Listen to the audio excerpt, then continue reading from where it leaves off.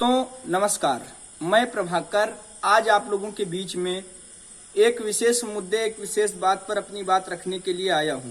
दोस्तों कल हमारे मित्रों द्वारा एक कार्यक्रम ऑर्गेनाइज किया गया लाइव ब्रॉडकास्टिंग का, जिसमें विषय रखा गया था बाइकआउट चाइनीज प्रोडक्ट। जैसा कि हम सब देख रहे हैं, हमारे देश पे लगातार चीन द्वारा हो रहे आघातों से हमें और आपको सचेत होना चाहिए। हम सीमा पर जाके दुश्मन का तो मुकाबला नहीं कर सकते हैं, हर व्यक्ति सक्षम नहीं है, लेकिन हम कुछ बातों को ध्यान में रख के दुश्मन को ऐसा बना सकते हैं जिससे हमारे देश पे वो आघात ना करे। दोस्तों बाइकआउट चाइनीज प्रोडक्ट का मोटो सिर्फ और सिर्फ इसलिए है ताकि हम चाइनीज प्रोडक्ट को इस्तेमाल ना करें। हमारे देश में या किसी भी व्यक्ति को अगर आप अपने आसपास देख लीजिए, अगर वो परेशान या दुखी है और उसके ऊपर कोई व्यक्ति और आघात करने का प्रयास करे तो उस समय उसके लिए उससे बड़ा दुश्मन और कोई नहीं होगा। हमारा देश पहले से कोरोना की जंग लड़ रहा था और आंधी और न जाने कितनी आपदाएं हमारे देश में आ रही थी, तब अगर चाइना इस तरह की हरकत करता है तो हमें और आपको अपने लिए, अपने देश के लिए उससे बड़ा दुश्मन और कोई नहीं नजर आना चाहिए। मित्रों, मैं बता देना चाहता हूं कि इन हालातों को चीन क्यों क्रिएट करने की कोशिश कर रहा है। दोस्तों हमारा आपका जैसा हम लोग देख रहे हैं कि पूरी दुनिया के द्वारा लगातार चीन के ऊपर दबाव बनाया जा रहा है, चीन ने जिन हरकतों को किया है उसके कारण। लेकिन इसके बावजूद चीन में भी कुछ अंदर गतिविधियां चल रही हैं। हम लोगों ने, आप लोगों ने देखा होगा, पढ़ा होगा, फ्रांस की क्रांति और रूस की क्रांति। फ्रांस की क्रांति जो कि सन 1774 से 1794 के बीच में हुई, उसके बाद वहां पर राजशाही खत्म हो गई थी, और रूस की क्रांति जो कि 1917 के करीब हुई। दोस्तों इन दोनों क्रांतियों में सिमिलरिटी देखी जाए तो इन दोनों क्रांतियों को जनता के द्वारा, जनता ने अपने लिए, अपने ऊपर हो रहे शोषण के विरोध में किया। ऐसा ही माहौल चीन में भी बन रहा है। चीन की जनता चीन की दमनकारी नीतियों के कारण इतना परेशान हो गई है, बेचारे पैसा कमा कमा के चीन सरकार के हाथ पांव मजबूत कर रहे हैं और वे उन्हीं पर लगातार अत्याचार कर रहे हैं।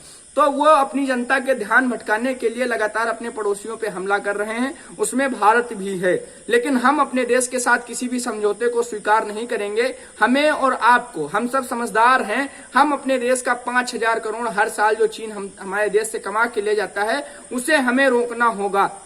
हम अपने देश में बनी सामानों का इस्तेमाल करें, ऐसा हमारा प्रयास होगा। बहुत बड़े लोगों ने बहुत बड़े तर्क दिए, कहा कि अगर भारत स्वयं चाहे तो चीन से व्यापार बंद कर दे। ऐसा नहीं हो सकता है।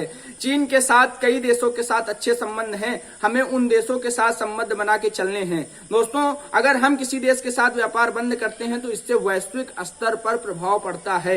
हमें इन बातों का ध्यान में रखना होगा। ये बड़े विषय हैं, इन पे बड़े वैश्विक नेताओं की सहमति जरूरी होती है। लेकिन मैं सिर्फ इतनी बात कह देना चाहता हूं कि हमारे देश के साथ हो रहे समझौते का जनता ही हिसाब कर सकती है, सिर्फ एक प्रयास से। अगर वो चीनी प्रोडक्ट को बाइकाट करना शुरू कर दे, हम जैसे ही देखते हैं कि एक्सपायरी है कि नहीं, कोई चीज सामान लेते हैं तो उसमें देखते हैं एक्सपायरी डेट, तो वैसे ही अब हम ये भी देखेंगे कि वो कहाँ का बना है, मेड इन चाइना है या मेड इन इंडिया।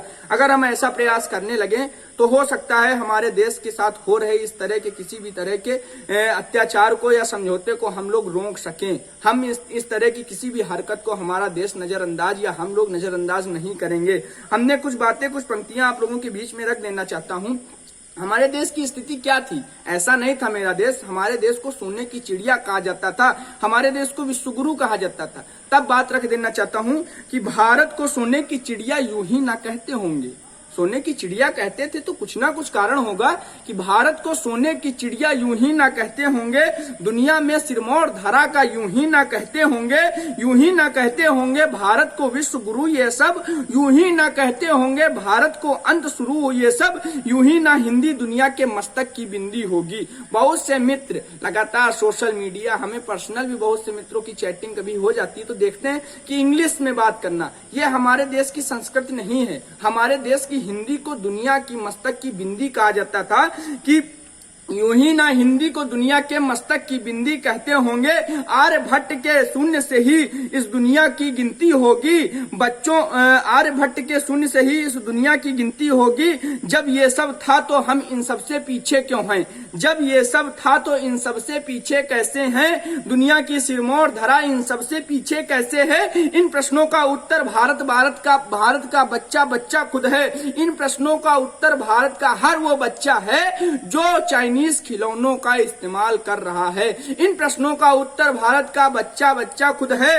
वो हमसे आगे हैं, इसका कारण भारत ही खुद है। हमने छोड़ दिया स्वदेशी हमने छोड़ दिया स्वदेशी, बाहर का सब कुछ अपनाया है। इसी वजह से फिर से दुश्मन ने हमको आंख दिखाया है। इसी वजह से उसने फिर से हमको आंख दिखाया है। पहले चीनी खाते थे, अब सब कुछ चीनी ले आए। अपने देश के दुश्मन को हम अपना पैसा दे आए। हमने उनके बाजारों में संस्कार तक बेच दिए। हमने प्रयास किया, हमारे मित्रों ने प्रयास किया कि हम लोग टिकटॉक को बैन करा सकें, लेकिन अभी भी लोग टिकटॉक बंद करने का नाम नहीं ले रहे हैं। लगातार बड़े बड़े अमीर घरों के लड़के टिकटॉक पे जाके मुजरा कर रहे हैं। आप ये बताइए, आपके ये संस्कार हैं? आपके संस्कार ऐसे नहीं थे। हमारे देश की संस्कृति ये नहीं है। हम अपनी संस्कृति को दुनिया के बाजार में बेच रहे हैं। हमने उनके बाजारों में संस्कार तक बेच दिए। सीमा के सैनिक के हमने खुद ही हाथ काट दिए। सब कुछ ना सरकार पे छोड़ो, कुछ तो खुद पर निर्भर हो। क्या सब कुछ सरकार ही करेगी? सरकार आपके घर में सामान नहीं खरीद के दे जाती, उससे आपको ही खरीद के रखना होता है। तो सब कुछ ना सरकार पे छोड़ो, खुद पर निर्भर हो। अपनों का सामान खरीदो, गंदा हो या सुंदर हो। जिस दिन हम भारत में खुद पर आश्रित होना सीख गए, उस दिन मानो हम भारत के हर दुश्मन पर जीत गए। बड़े सिकंदर हारे हैं भारत की इस परिपाटी पर। हमने बड़े बड़े सिकंदरों को हरा के लौटाया है। तो कोरोना, चीन, पाकिस्तान और नेपाल जैसे देश क्या हैं कि बड़े सिकंदर हारे हैं भारत की इस परिपाटी पर। कोरोना भी हारेगा भारत माता की माटी पर। चीन है हमको आंख दिखाए, खुद अंदर से टूटा है।